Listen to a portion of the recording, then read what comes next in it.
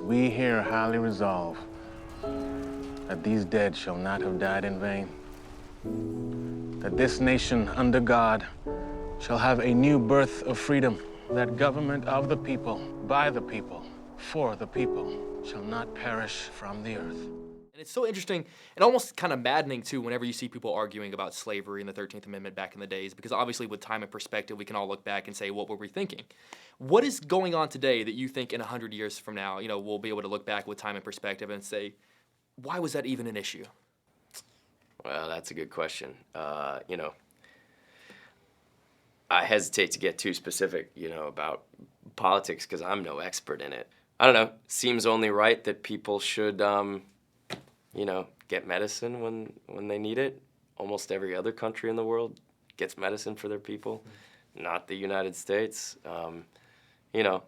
So hopefully we'll look back on these times and be like, that's weird. Poor people couldn't get medicine. Why the hell not? Boy, a lot of things, Right, yeah. A whole lot of things. I think 100 years from now, I hope we are a very strong and viable nation. I think we are at a very crux, very important time in our history, the same way that Lincoln, the film, is talking about and showing a very important time in American history. I think we are, again, at a very important time, sort of crossroads, and oddly similar, because these two sides are completely entrenched in what they think is right, and nobody's willing to compromise. And the movie is about this 3-month period where this brilliant man decides that something has to give. There is a flaw in the Constitution, and if it doesn't get changed now, it will eventually tear apart this grand idea, this noble experiment, which is democracy in the United States. And he has to find a way to end slavery because eventually it will end this dream. And it is about the complications of that time, this man and his family, and that's what you take a look at. We can't tell our people they can vote yes on abolishing slavery unless at the same time we can tell them that you're seeking a negotiated peace. It's either the amendment or this Confederate peace. You cannot have both. How many hundreds of thousands have died during your administration? Congress must never declare equal those whom God created unequal. Leave the Constitution alone. And it's interesting that you talk about kind of how it connects to today, because even though this interview is taking place before the election and it'll air after the presidential election, but it's not stopping people from making connections between this movie and Lincoln's situation and our current political situation today. Yes. Are people drawing at straws, or do you think that there's something there? Well, what you see in the film, and hopefully you do see the film. In some cases, it's absolutely from the transcripts of the argument that went on at the floor on the floor of Congress at the time. So it is very much related to the same way we are today. But what does that say about us, that we're kind of still having the same arguments? And you know what? I think you go away from this film with a lot of feelings. First of all, it's actually, there's a lot of it that's funny, but it's mesmerizing. I don't think, so far I've seen, with an audience once, and people barely turn their heads away. You can't look away from it.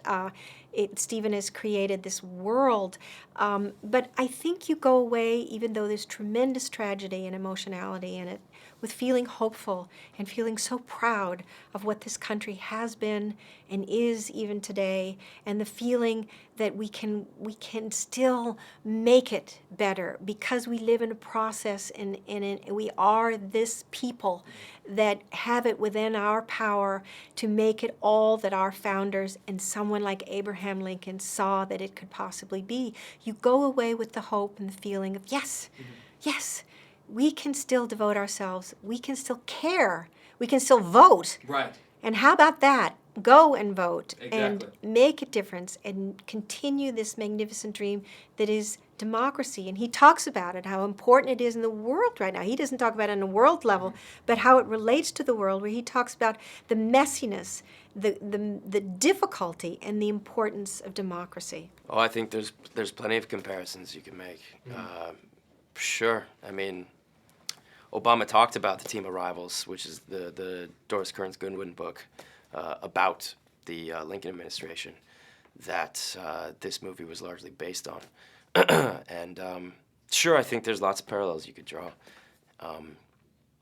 You know, for one thing, this movie, it's not a general biography of Abraham Lincoln. It's about one moment in history where they were trying to pass the 13th Amendment and end slavery.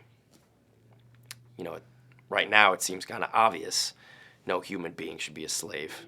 Back then, it was a really controversial idea. And Lincoln was receiving opposition from all sides. You know, there were the Democrats, which, you know, back then the Democrats were more conservative. Right, yeah, it's a little bit the Republicans reversed, were right. more progressive. But there were the Democrats who wanted to keep slavery intact.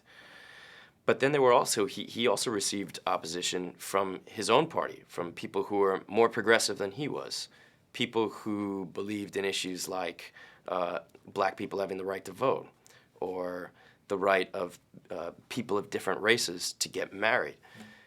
These were ideas that were so controversial at the time that Lincoln couldn't get behind them.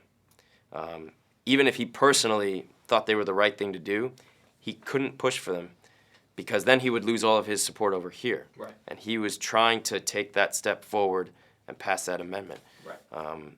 I think that sort of compromise that he showed is very applicable. We're stepped out upon the world stage now, with the fate of human dignity in our hands. Blood's been spilt to afford us this moment. Now! Now! Now! Abraham Lincoln has asked us to work with him to accomplish the death of slavery. No one's ever been loved so much by the people. Don't waste that power. This fight is for the United States of America.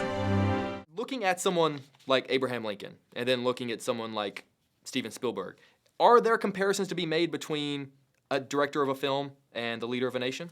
Well, I don't know. One difference I would point out is that any movie, you know, people are working on that movie by choice, whereas, you know, the leader of a nation, people live in your country regardless of whether they want to or not, you know. Right. So I feel like Stephen would probably be uncomfortable with such a comparison.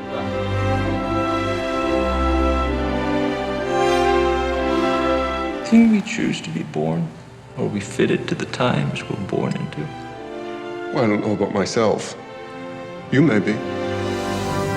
I think it's fantastic that they chose to focus on a very small portion of his life rather than try to capture the whole thing. Just hypothetically in a fun way, if Steven Spielberg were going to make a movie about your life, what is that small portion of your life that you would like him to focus on? Well, I think he did focus on a small portion of my life. He focused on a very small portion of my life, which took place over a 3-month period, which is oddly the same length of time that we look at in Lincoln. And that happened to be at the time when I was down in Richmond making Lincoln, and I was Mary Todd. So Stephen did focus and look and film a period of my life. Right. And it will always be there, and I, in my heart, will always be connected to Mary, and then therefore Stephen and my darling Mr. Lincoln. Always, always, always, it will remain with me.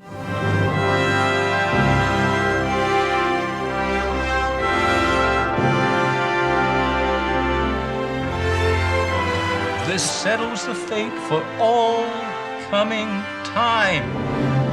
Not only of the millions now in bondage, but of unborn millions to come. Shall we stop this bleeding?